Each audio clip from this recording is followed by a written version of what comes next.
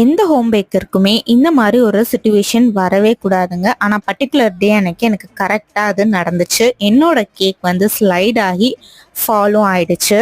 இதுக்கு ரீசன் என்னோட கனாஷ் வந்து அந்த அளவுக்கு திக்கா இல்லை. ரெண்டாவது ரீசன் என்னோட ரூம்ல வந்து ஏசி இல்லை, டெம்பரேச்சர் வந்து அதிகமாக இருந்துச்சு.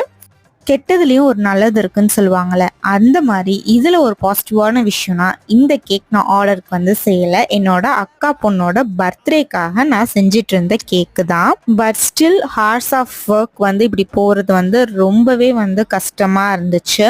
கீழே ஃப்ளோரில் இருந்த கேக்கை வந்து நான் அப்படியே வந்து தூக்கி போட்டுட்டேன். மேலே வந்து போர்டில் இருந்த கேக் அண்ட் கனாஷை மட்டும் நான் வந்து பாப்சிக்கல்ஸ் மாதிரி செஞ்சிடலான்னு சொல்லிட்டு ஸ்டார்ட் பண்ணிட்டேன். அகெயின் பர்த்டே கேக்கு வந்து நான் ஸ்பாஞ்சஸும் வந்து ரெடி பண்ணி அவனில் பேக் பண்ண வந்து ஸ்டார்ட் பண்ணிட்டேன். இந்த கேக்கை வந்து நான் எப்படி கம்ப்ளீட் பண்ணேன்னு சொல்லிட்டு பார்ட் 3 வீடியோவில் வந்து பார்க்கலாம்.